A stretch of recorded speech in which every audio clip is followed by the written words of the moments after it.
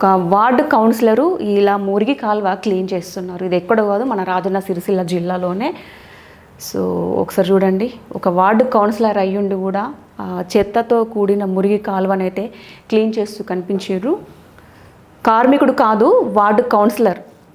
సిరిసిల్ల పట్టణంలోని 7వ ward municipal councillor Erram Venkatrajam ప్రజా సమస్యల పరిష్కారానికి స్వయంగా రంగంలోకి దిగారు.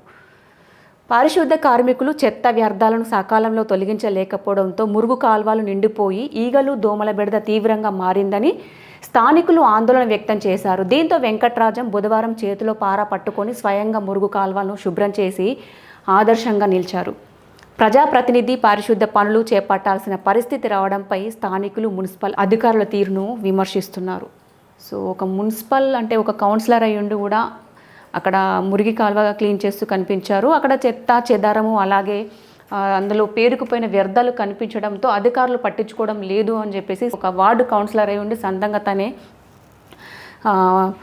తట్టపార పట్టుకొని రంగంలోకి దిగిర్రు. అక్కడ మున్సిపల్ అధికారులు కూడా పలువురు విమర్శిస్తున్నారు, వారు పట్టించుకోవడం లేదు, మీరు ఈ పనులు సొంతంగా కల్పించుకొని చేస్తున్నారని చెప్పేసి మున్సిపల్ అధికారుల తీరుపైన కూడా స్థానికులు కూడా విమర్శ చేస్తున్నారు.